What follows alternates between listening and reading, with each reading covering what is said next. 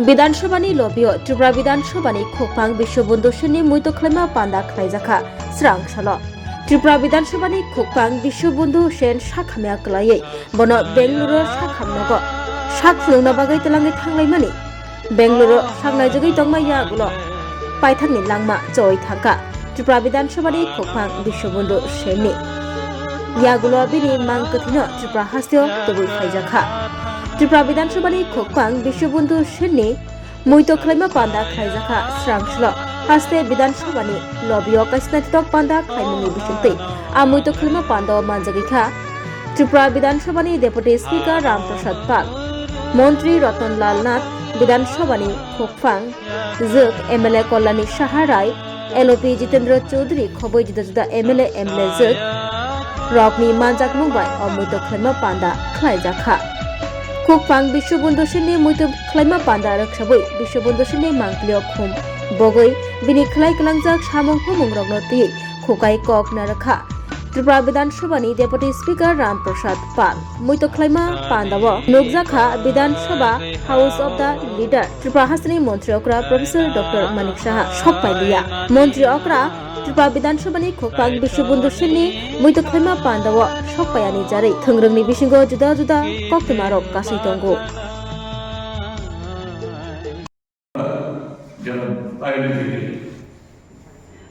আরেকটা পরিবার যারা আমরা এই বিধানসভার বর্তমান বা প্রাক্তন সদস্য আছি এবং আপনারা সকলে আপনাদের প্রতি আমি গভীর সমবেদনা জ্ঞাপন করছি।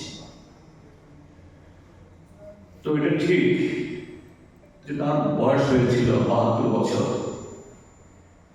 কিন্তু তিনি এত তাড়াতাড়ি চলে যাবেন এটা গুনাহ করেও নিচ্ছে আমাদের কারো সেরকম মনে হয়। তিনি অসুস্থ হয়ে পড়েছিলেন, কিন্তু তার যে একটা নিজেকে উজ্জীবিত করার যে শক্তি,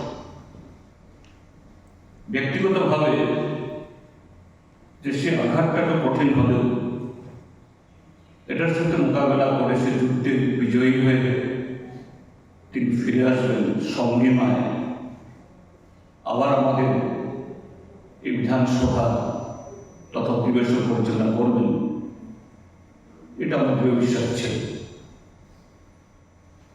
এবং যে কোনো দিন তিনি ফিরে আসবেন ঠিক এরকমই ভাবতাম যে একটা সুখবর পাবো, তিনি আসলে যদি বিধানসভা তো না আসেন তার বাসায় গিয়ে আমি দেখা করবো, এরকম ভাবেই আমি মনে মনে অপেক্ষা করতাম। যাই হোক, এটা প্রকৃতির বিধান, সবাইকে চলে যেতে হবে। তিনি এই যুদ্ধে আপাতত হেরে গেছেন, আজকে আমাদের মধ্যে নেই। তো আজকে তাকে আমরা স্মরণ করছি। অবশ্যই একটা মানুষের নানা দিক আছে। আমরা একটা মানুষ সমাজের জন্য, মানুষের জন্য যা করে গেছে সর্বদা আমরা সেই কথাগুলি সে মনে রাখব।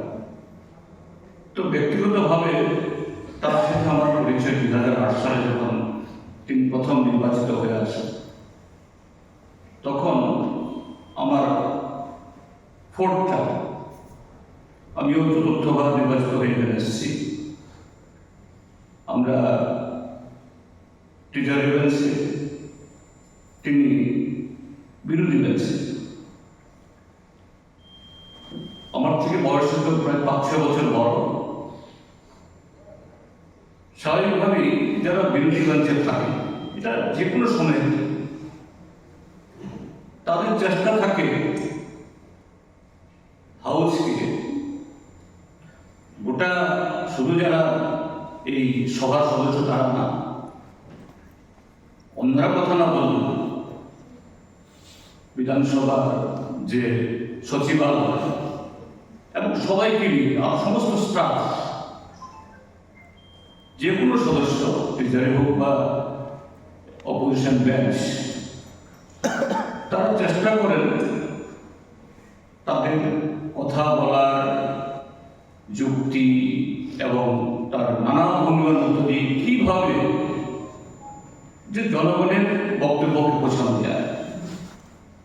শুধু মিডিয়া যারা আছেন অবশ্যই তারা তো খুবই ইম্পর্টেন্ট, তাদের কাছে পৌঁছানো, এমনকি এমনকি বিধানসভার চেয়ার টেবিল কার্ড সবাইকে যাতে কনভিন্স করা যায়।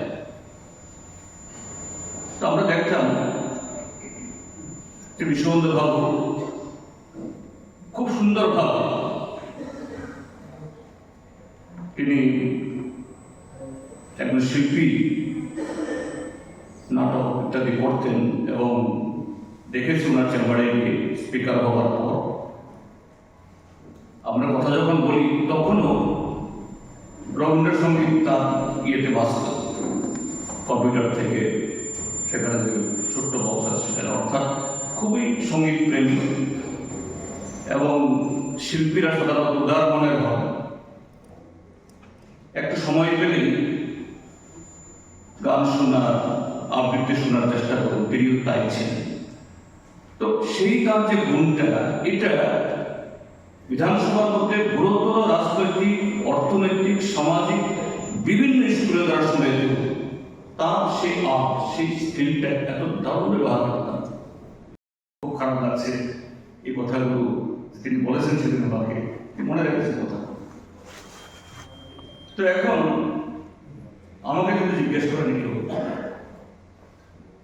অপোজিশন বেঞ্চের বিশ্ববন্ধু সেন আর প্রেজেন্ট নয় স্পিকার হিসাবে কোন রোলটা আপনার কাছে খুবই ইম্পর্টেন্ট মনে হয়? আমার মনে হয়েছে যে অপোজিশন হিসাবে তিনি যে রোল রেখেছেন অসাধারণ। মানুষের কথা বলতেন, এলাকার কথা বলতেন। এটা আমরা যারা এই বিধানসভার সদস্য প্রত্যেককেই তার এই গুণকে আমাদের অনুসরণ করা দরকার। হ্যাঁ, স্পিকার হিসাবেও অবশ্যই তার অভিজ্ঞতা, বিষয়বস্তু গভীরে যাওয়া এবং কোনো গুরুত্বপূর্ণ বিষয়ে সেখানে নিয়মের বাইরে গিয়েও সুযোগ দেওয়া, এটা তিনিও করেছেন, সমস্ত স্পিকারাই সেরকম করে থাকেন। তো এদিক থেকে আমার বাধ্যবাধকতা সেখানে আছে। যদিও স্পিকারকে তার আসনকে বলি আমরা নিরপেক্ষ আম্পায়ার বা রেফারি, কিন্তু সবসময় হয়ে ওঠে না। তো সেদিক থেকে বিরোধীদের সুযোগ দেওয়া হলেও স্পিকারদের তরফ থেকে বিরোধীদের তো অভিযোগ থাকবেই। যাই হোক, আমি সেই দিকের থেকে বলছি না, কিন্তু আমি বলবো এই হাউসে তার সাথে 2008 থেকে 14 6 বছর এবং 2023 থেকে 25 এখানে 2.5 বছর আমার কাছে সেই বিশ্ববন্ধু এটাকে অত্যন্ত উজ্জ্বল এবং অবশ্যই একজন স্পিকার, অধ্যক্ষ, আম্পায়ার হিসাবে তিনি অত্যন্ত দক্ষতার সাথে, যোগ্যতার সাথে তার দায়িত্ব পালন করে যাচ্ছেন। এটা আমাদের সকলের কাছে অনুকরণীয়, শ্রদ্ধা আমাদের হৃদয়ের মধ্যে কাছে থাকবে। তাকে আমরা হারালাম, এত তাড়াতাড়ি আমরা হারাবো এটা আমরা আশা করি। যাই হোক,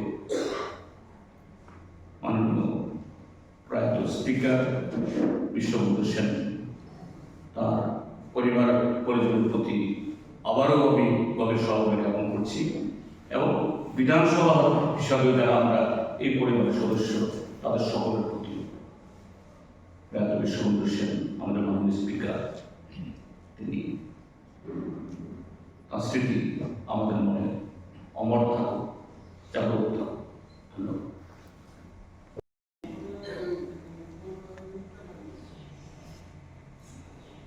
ওনাকে আমি প্রথম দিনে ওনার যে নাম, সেই নামটাকে আমি ইংরেজিতে উচ্চারণ করেছিলাম যে আপনি তো নামের যে বিষয় কি একটা কথা থেকে বলতে গিয়ে আমি বলে ফেলেছি যে এই তো আমাদের ওয়ার্ল্ড ফ্রেন্ড এসে গেছে। উনি খুব হাসতে হাসতে আমাকে উত্তর দিলেন, হ্যাঁ প্রসাদ বাবু, মানে সঙ্গে সঙ্গে উনিও আমাকে একটা নাম দিয়ে দিলেন। এই যে প্রথম দিন যে আমাকে প্রসাদ বাবু উচ্চারণ করেছে মুখ থেকে, তারপরে কোনোদিন আর রামপ্রসাদ আর উনি বলেনি, এই প্রসাদ বাবু বলতে বলতে উনি শেষ দিনটি কাটিয়ে দিলেন। এবং আমি আরেকটা জিনিস ওনার কাছ থেকে পেয়েছি, কারণ হচ্ছে আমি আমার কর্মজীবনে আমি রাজনীতি করেছি, সরকারেও কাজ করেছি, কিন্তু বিধানসভায় আমি ছিলাম না। তো আমার একটু মনের মধ্যে একটা ভয় যে এটা কোন ভাবে জানি চালাবো। যাই হোক, আমাকে আমার দল ডিসিশন দিয়েছে, আমি ডেপুটি স্পিকারের দায়িত্ব নিয়েছি। কিন্তু উনি আমাকে বলেছে যে আমিও উপাধ্যক্ষ ছিলাম, উপাধ্যক্ষ থাকলে একটু কষ্ট হয়, একটু অনেক সময় নিজেকে নিরাশ্রয় মনে হয়। প্রসাদ বাবু, আপনি চিন্তা করবেন না, আমি স্পিকার, আমি এই চেয়ারটা পালন করে এসেছি, আমি জানি এখানে কত দুঃখ থাকে, আমি এখানে আপনাকে কোনো দুঃখ দেব না। আমি যতক্ষণ আছে আপনি ভাববেন, আপনি যে কোনো বিষয়ে আমার সাথে ডিসকাস করবেন বা আমি আপনাকে নিয়ে ডিসকাস করব, আপনাকে ছাড়া আমি কোনো কাজ করব না। যেভাবে বলেছেন ঠিক সেইভাবে যে কোনো বিষয় প্রসঙ্গ বেশি, অনেক সময় আমি আসতে পারতাম না, যেটা কল্যাণী বলেছে, আমরা তিনজনকে নিয়ে উনি কাজ করবো। ওনার কিন্তু পাওয়ার ছিল, একা করার ডিসিশন অলি নয়। তারপর উনি আমাদেরকে গুরুত্ব দিতেন। আরে রামপ্রসাদ বাবু, আপনি তো প্রসাদ বাবু, আপনি তো আসেন নাই, এমন একটা আলোচনা ডিসিশন আমরা উনি নিতে চাই, আপনি কি বলেন? আমি বলছি ঠিক আছে, নিয়ে নেন। এই যে ওনার মধ্যে যেমন উনি বিশ্ব বলছেন, যে বিশ্ব মানে একটা বিরাট বিষয়, ওনার বিতর্ক ছিল বিরাট। বরঞ্চ আমি মাঝে মধ্যে ওনার কাছে রাগ হয়ে যেতাম। এখন যখন ওনার রুমে যেতাম, তখন ওনার রুমে যতক্ষণ উনি থাকতেন অফিসে রবীন্দ্রসঙ্গীত যাওয়ার সাথে সাথে বসতে বলতেন ওনার সাথে চেয়ারটাতে, এবং ওনার এই রবীন্দ্রসঙ্গীত শুনে আমিও রবীন্দ্রসঙ্গীতে চলে যেতাম, আর কি নিয়ে দিয়েছি সেটাও ভুলে যেতাম। এটা অনেক সময় আমার কাছে হয়েছে, এবং বলতো হ্যাঁ প্রসাদ বাবু বলেন। তো এই যে ওনার মধ্যে যে একটা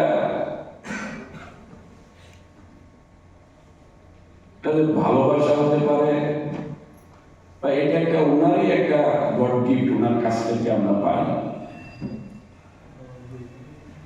আসলে ওনাকে হঠাৎ করে হারিয়ে আমার মনে হয়, আমি একটু, সবাই তো জানি পৃথিবীতে কেউ থাকবে না, যাচ্ছে অতদিন। আমি আজকে সকালে আমার একজন প্রিয় কার্যকর্তাকে হারিয়েছি। হঠাৎ করে সকালে 6টায় ফোন আসলো, আমার দীর্ঘ দিনের একজন লড়াকু নেত্রী, বয়স তেমন হয়নি, 50-52, সকালে খবর আসে উনি নেই। ওখানে গেলাম। এইভাবে সবাই আমরা কে কখন যাবে এটা কোনো গ্যারান্টি নেই। যেটা বললাম, এটা প্রকৃতির বিধান, যখন যার অর্ডার আসে তার যেতে হবে, কেউ আটকানোর কারণ ক্ষমতা নেই। আমরা যাব, কিন্তু তারপরও কিছু কিছু ব্যক্তি যাওয়ার পথে কিন্তু স্মৃতি রেখে যায়, যে স্মৃতিগুলি আমাদেরকে মনে মনে কাটায়। এটাই আমাদের এই বিধানসভায় উনি গিয়েছে, প্রকৃতির বিধান অনুসারে ওনার যেতে হবে, উনি চলে গেছে, কিন্তু নীরব আমাদেরকে কাঁদিয়ে গিয়েছে। এটা আমরা সবাই শেখাব। অধ্যক্ষ যিনি ছিলেন শ্রী বিশ্ববন্ধু সেনের শ্রদ্ধাঞ্জলি ধন্যবাদ জানাচ্ছি সকলকে। ওনার স্মৃতিচারণ বিষয়ে আমার পূর্ব বক্তারা যথাক্রমে রতনদা, জিতেনদা এবং কল্যাণীদি অনেক কিছু তুলে ধরেছে। যে আমাদের এই প্রয়াত অধ্যক্ষ উনি ওনার জীবনী নিয়ে ওনার দীর্ঘকাল ওনার সাথে ত্রিপুরার রাজনীতি জগতে আঙ্গিনে ওনারা যুক্ত ছিলেন এবং ওনার যে গুণাগুণ, উনি যে একজন গুণী রাজনীতিবিদ ছিলেন,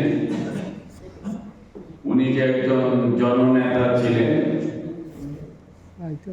উনি যে একজন লড়াকু প্রতিবাদী নেতা ছিলেন, সকলের মুখ থেকে আমরা সবাই এই স্মৃতিচারণ অনুষ্ঠানে আমরা সবাই শ্রবণ করেছি এবং এই বিধানসভা, ত্রিপুরা বিধানসভার ইতিহাসে উনি প্রথম অধ্যক্ষ যে ওনার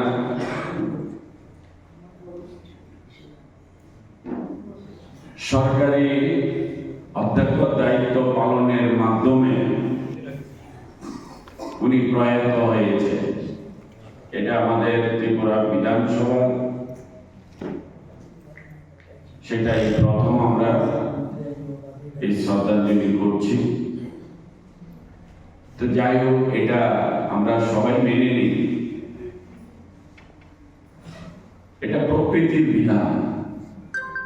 এই প্রকৃতিতে আসতে হলে যেতে হবে, সেটাই আমরা কমিটমেন্ট করে এখানে আসতে হবে, বলে আসাও যায় না। বিধান, এটাও একটা বিধানসভা, আমাদের মধ্যে একটা বিধান আছে। আমরা যারা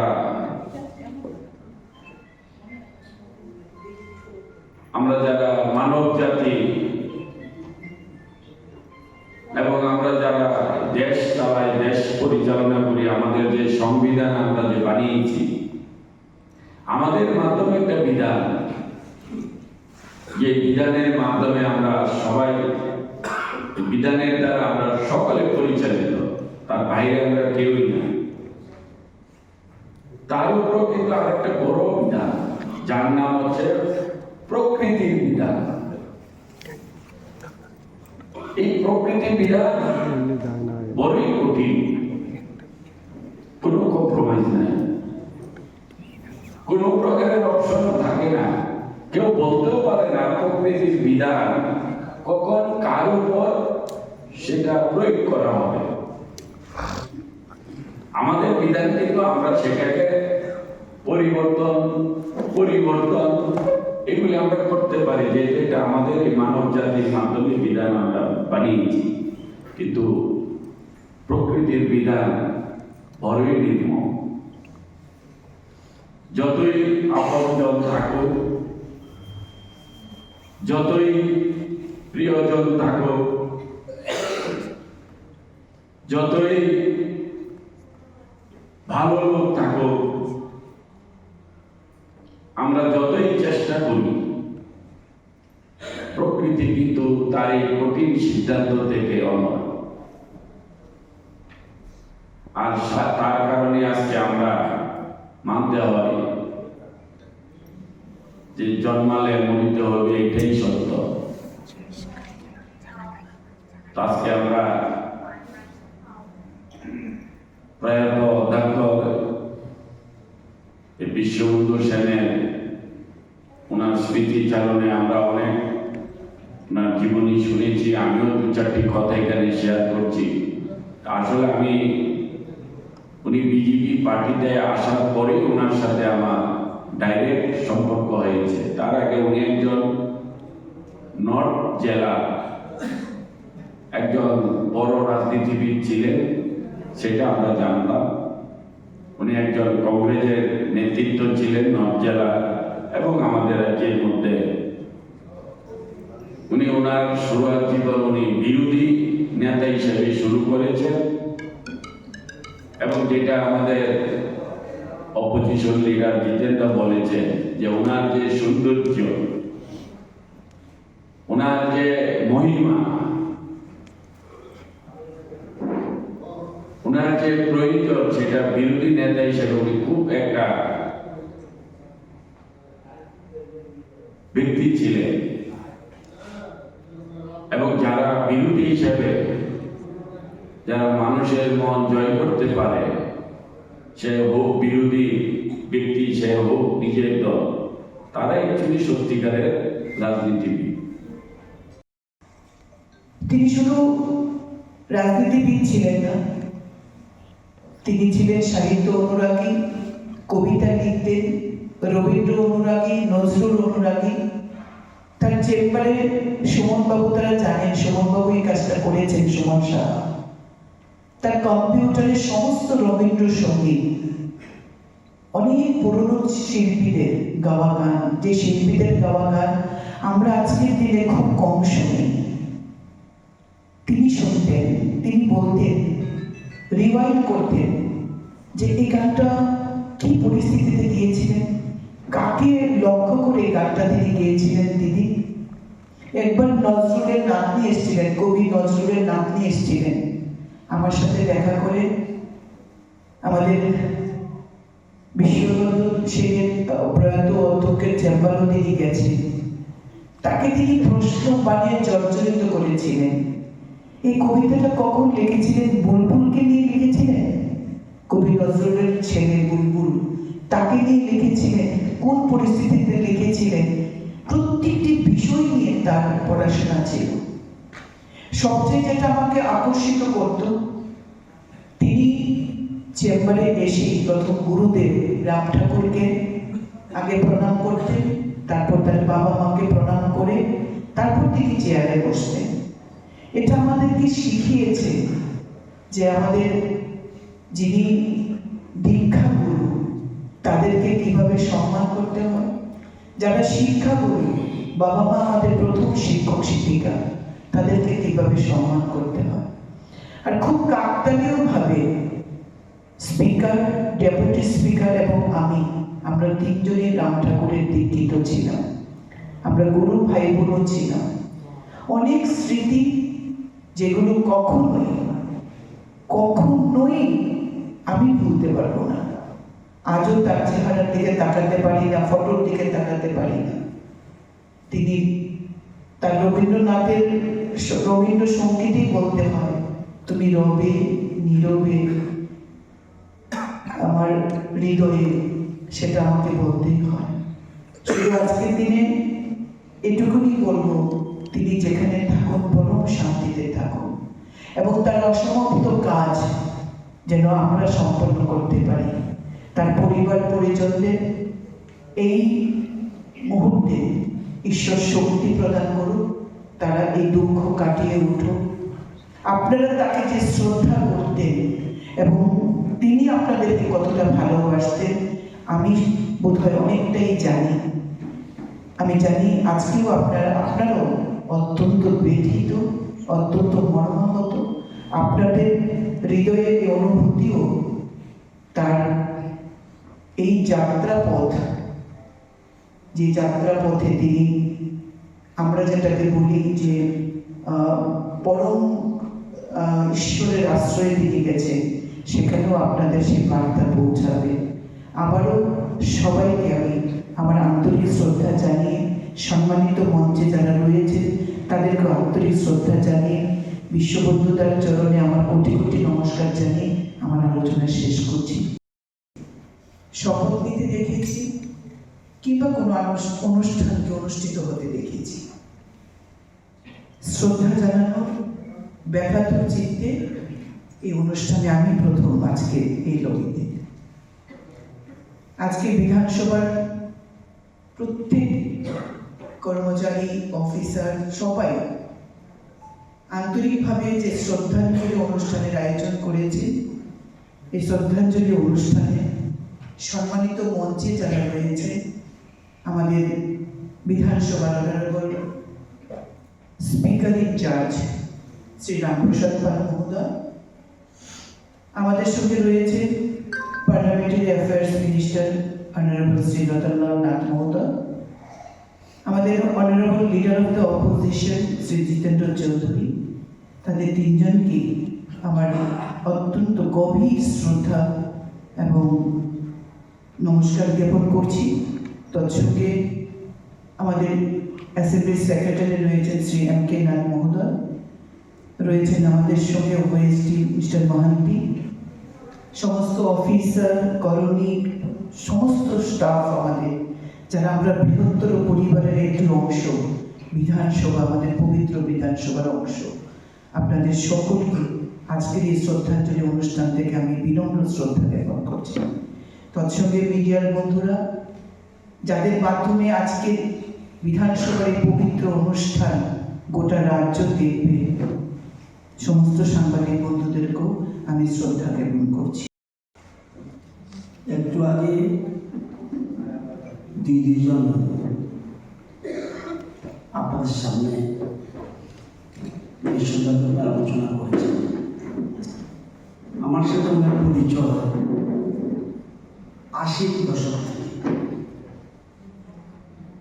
2008 থেকে লাগাতার 4 টার্মের বিধায়ক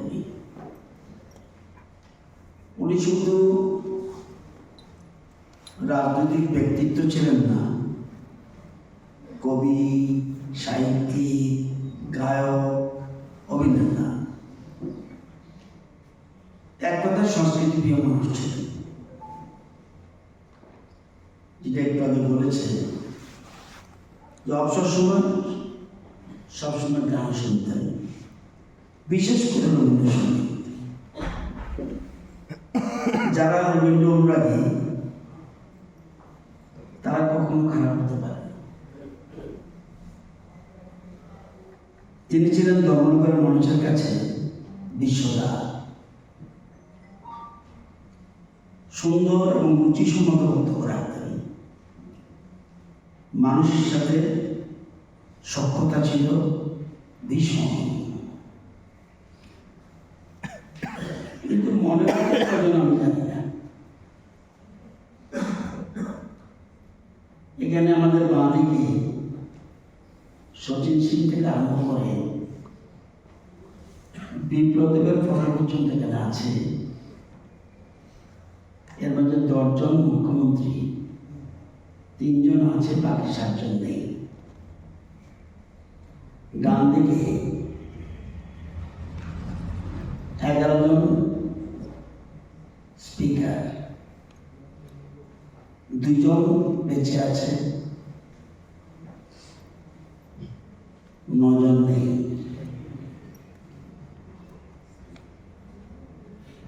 আসলে কি মনে রাখি? আমার ডাউট।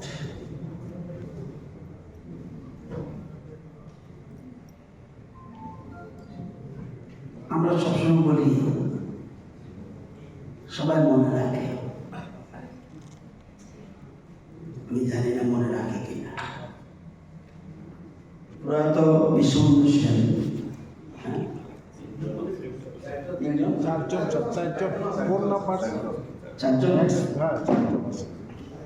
চারজন বেঁচে আছে স্পিকারের মধ্যে। ঠিক আছে, বিশ্বদা ছিলেন আমাদের একান্ত আপনজন রাজনৈতিক সহকর্মী।